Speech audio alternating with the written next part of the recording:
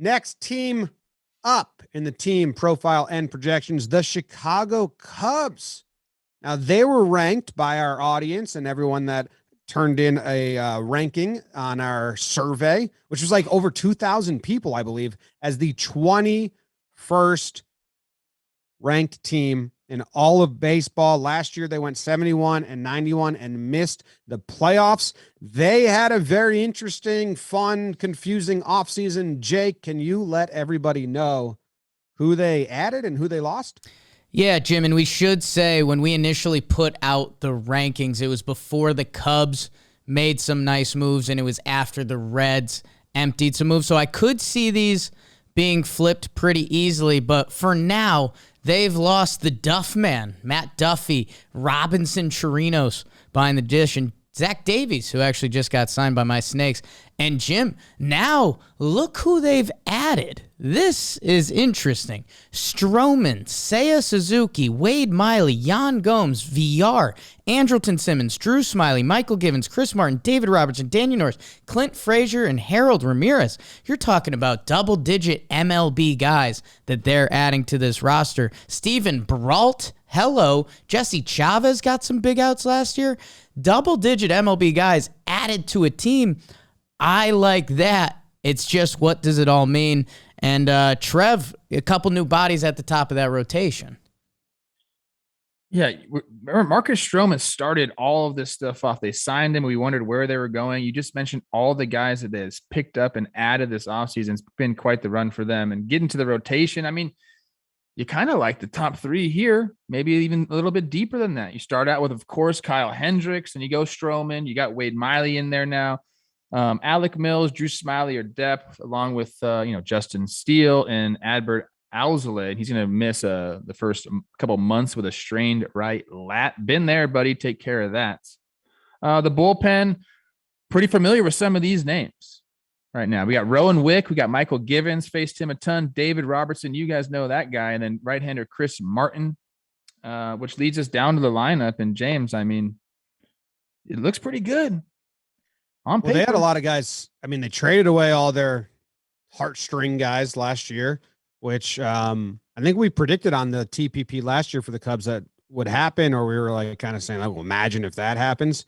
But then they had Frankie Schwindel come up at 56 games. His stats were unreal. They traded for Madrigal from the White Sox. Ortega had a good year last year. Patrick Wisdom had a good year last year. So they had a lot of these guys kind of come up and perform. And then there's all of a sudden like, wait, the Cubs going to be good. And then they had a brutal West Coast trip. That's what happened to them last year, correct? Yeah. They went and faced like the Padres and the Dodgers and the Rockies or something like that when it was like the season was on the brink, and they had a tough 2 weeks and they traded everyone. But a lot of these guys helped them get to where they were going, and they're going to be back in the rotation. So, for Frank, for a lot of those guys, for Patrick Wisdom, it's a lot of like, let's see.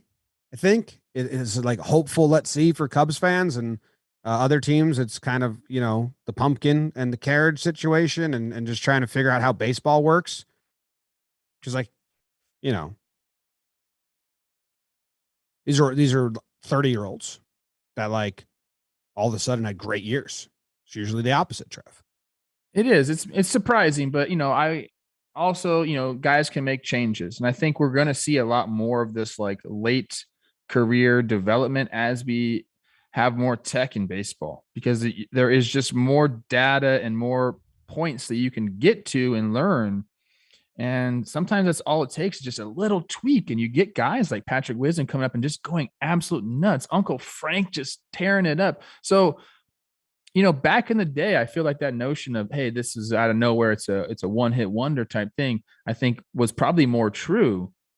But I think we're going to start seeing more and more of this. And as we saw with the Giants, like, development can still happen later in your career. So I'm excited to see these guys. When I'm looking at the lineup here, I mean, I want to see what Seya Suzuki does. I'm most curious about how everything is going to translate here. I am rooting for this guy. He's funny. He's like in the media making people laugh. He says he loves Mike Trout. Like, this is, by the end of the season, we could be talking about Seya Suzuki as being like one of the faces of baseball. Like it seems like he wants to come over and be that guy. He's in a big enough market. If he does well and he's funny with his social media and he's kind of out there, like we could see it. Like this Cubs team, as I'm looking at this roster, sometimes when we do these things, these TPPs, I get little tingles. I like this team. Interesting. It's a funky mix. It's a funky mix so much. I texted Ian Happ today and I said, that's a funky mix. And he kind of replied with, yeah, a little bit, but like, let's find out. And that's what this whole year is. You're right on Seiya Suzuki. Everyone should be rooting for him because he can be a star of the game. And let's go easy on him at first. He's adjusting to the big leagues. And Wrigley Field, we've heard Happer talk about it. Hap's goal is to like leave April with a batting average over 200. He's like, hitting in Wrigley in April is absolutely brutal. And that's something we underappreciate. So I don't know, man. When you put it all in the pot, I have no idea what it looks like. I don't think that bullpen at the end of the day ends up scaring you, especially when it's compared to other bullpens. What performances are we getting out of that rotation? Kyle Hendricks, Stroman, and Wade Miley. That's your top three. Can those guys put it together for a full year, for half a year? I don't know. What do you mean? Those guys will give you a full year, man. I like those top three. I really do. They can. They very well can. There's been years when we've talked about Kyle Hendricks, Marcus Stroman, and Wade Miley having really good years. There's been years when we've talked about them not having great years. So I don't know. I will say this. I love it that, the old guard is out in Chicago. Chris Bryant's in Colorado. Rizzo's a Yankee. Like, they've moved on from that World Series team. And when you see it on paper that they've added 1, 2, 3, 4, 5, 6, 7, 8, 9, 10, 11, 12, 13, 14 guys that at some point have had success at the major league level, that has to have an effect on your team. It has to. And especially, Jim, I know you're my schedule guy normally. Really interested to see what they've got early on because it's Chicago. It's Wrigley. If they can get a little momentum and one of these guys still has it, whether it's Schwindel, whether it's Wisdom, whether it's Seiya Suzuki, Ortega's stats last year were nice. If one of those guys has the juice, and the Cubs have a little juice, and we can get some good weather, and there's fans in the stands. That's what it's all about, and that's got to be the goal for the Cubs. Like, let's get that first step, and then we can start daydreaming about more. Well, I got good news for you. Yes. Their first 17 games, 10 of their first 17 games come against the Pirates and the Rockies. So, I mean, seemingly they can have a good April. And again, April's shortened this year because we're starting April 7th, remember? They could have a good April if they want. Now, they do also have, in April, they have 6 games against the Brewers, the Rays, and the Braves. So it's 50-50 on, really good teams that are probably clearly better than them or projected to be better than them. And then teams that are projected to be worse. So maybe they come out, just a little bit above 500 and that's good. Or maybe they dominate. I don't know. But there's your schedule update. Huge. I want to add a little Trev's corner to these episodes. Okay. Hot or not. And Alec Mills, hot. At first I was looking at the roster. I'm like, hey, Patty Wisdom, good looking guy. Ian Happ, good looking guy. Marcus Stroman, good looking guy. But then you kind of start to dig a little deeper here. I'm not into the roster. I'm going to go with a no on the hot list. Retroactively, I want to give the Pirates a yes on the hot list. Didn't someone say you and Patrick Wisdom look alike? So to start there, that was a little off-putting. If you're not a Cubs fan and you're not in the NL Central, if you're not a fan of the NL Central and you're not a Cubs fan, and you're listening to this just to get a base knowledge, who should they be? Who should those fans be eyeing? Like, I think obviously you guys talked about Seiya Suzuki, new guy coming over from Japan, seeing what he's all about. Happer, about him. He's been around. I think Frank is the big one because for me, his numbers last year were so insane. He ends up, and it now it, at the major league level, I think with the Cubs, he came over halfway through from Oakland. I think with the Cubs, he played 56 games or something like that.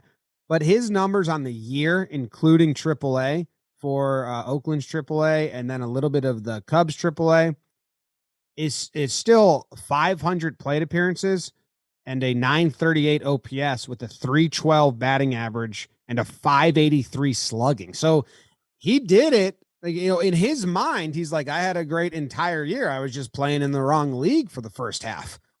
He proved that he can do it in the other league as well. So I don't know. I'm super curious and interested to see him, because if he is good again to that level or somewhere around it, we have like something crazy on our hand. And you're the Chicago Cubs. Like, I think when we talk about goals for the season, it's fine to have that goal of like, let's find some magic, let's sneak into the playoffs. Like, if you're a Cubs fan, yeah, let's go there. Be nasty, Stroman. Be nasty, Wade Miley. Bounce back, Hendricks. In the lineup, we talked about it. If things don't go that way, which, hey, our fans before the Seya Suzuki signing had him at, 21? Something like that. Yeah, we're gonna get yelled at for this. If you are the Cubs, I think the more realistic thing is next year. You are the Chicago Cubs. Your team has money. Let's find out with the Schwindels and the Wisdoms. And my guy, I haven't said his name yet, doppelganger to a degree, Nick Madrigal. This guy was a real prospect. 83 games in the show. He's hit 317, 358, a 764 OPS. He's a snuggle bunny. He might not have the pop, but they've talked about this guy that he's got a crazy hit tool, which is my favorite tool of all of them to have because it's the hardest thing to do in sports. If Nick Madrigal, if we can pencil him in at the next 5 years of second base for the Cubs, then you can make your free agent signings elsewhere and really attack for the future. So I think that should be, if you're a Chicago Cubs fan, what your real goal is to find out about these guys, the Schwindels, the Madrigals, Seya, and then next free agency, you can attack and find out what your team needs really are. You think they could do something at the deadline? Or do you think they want to wait a year to see? I think they could do something at the deadline. Why wouldn't they go out and try to get a Minaya or a Montes right now? I think a lot of teams are in on these guys, so I think the price is probably going to be pretty big by the time Oakland says, okay, we're ready to do it. But I see like a starting pitcher and maybe like another bat that will be readily available at the deadline. I think that those are two small things, not small things because starting pitching is big, but attainable things. And we're talking about a completely different tier here if you add those two pieces. So they're close. The other way, they don't have much that like people are going to be coming for if they're out of it. So I don't think they're doing much either way. Actually, I think this is your Cubs team and that you see what you got, but I don't say that with a lot of certainty. Brennan Davis is their only kind of big prospect if they want to make a move. Again, hearing the compound guys talk about him seems legit. We'll see whatever that means. And yeah, I think they'd love to put themselves in the position, and it's unfair because of what the team did afterwards, but I think they'd love to be in that Atlanta Braves position at the trade deadline, get a couple veterans for cheap, that Pablo Sandoval trade we've talked about a ton. Those veterans they got for essentially nothing. If the Cubs could do that at the deadline, that would be an awesome end of summer for the Cubbies. If you added Montes and Nelson Cruz to this team, what do you feel about it? Does it change for you guys at all, or do you think they're still kind of like middling in that, like trying to get a wild card? I still don't even know. I still would just have no real lean either way. Like for me, let me watch April and then I can maybe have a thought, but there's so much here. I just don't like unknown that I won't even. I think Cubs fans know that it is a wait and see beginning to the year. I truly believe that. I think if they are hot and they come out and, maybe the Cardinals falter or the Brewers falter, and they can see maybe a path to the division with some additions, I don't think that, that's so far out of the question to go add some of these guys. So, Jimmy, if I told you, or to try to add, the DraftKings over-under lands at about 75.5. What's that do to you? We just talked about this on the Pirates that they're going to be playing the AL East as well. Yeah, I put it on green. They split a game. I'll take the over just to be nice. I mean, no, but see, that's what I do sometimes, just to have some positivity, and then we keep track of these all season long, and then we're like, you're so smart or you're so dumb. Yeah, give an educated guess, bro. We just went over the roster. Come on. Under. I'm worried about the chemistry of this team. It seems like a lot of guys that just like don't know each other.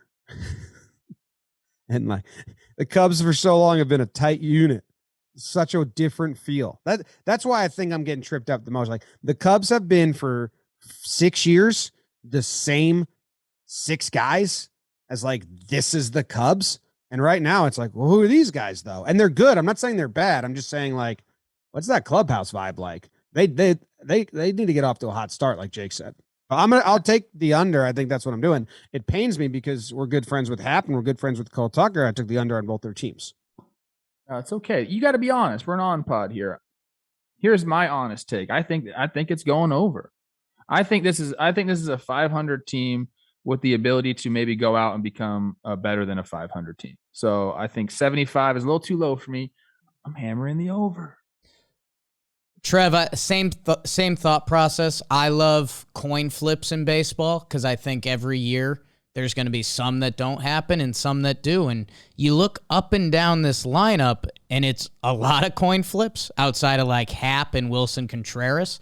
But, out of Schwindel, Ortega, Suzuki, Wisdom, Madrigal, I think enough of those are going to land on the right side that in the NL Central, they're going to win a couple games. In my head, I think the scary over-under number for me would have been about 80. I think that's where I would have really started to get nervous. I think even if this year starts going downhill, if they do sell a couple pieces at the deadline, you're still going to have enough guys that are trying to make their way at this level, earn their spot for next year, that I don't think the Cubs season would fully tank. So for that reason, I'll go over. Bless you, Trev. All right, Max's fun stat. Max helps us put together some of the research for these episodes. Is that and Max's fun stat actually comes from Foolish Bailey here, so it's not Max's fun stat. Foolish Bailey's fun stat. In 2021, Frankie Schwindel was the first player with 13 home runs and a .350 batting average in his first 50 games with a franchise since Matt Holliday in 2009. I don't find that stat that fun. I don't like it that much. Foolish was trying to clown us yesterday. Do I have to start my beef up again? I don't know. Thanks for tuning in for the Cubs team profile and projection. If you're on YouTube, we are going to move right on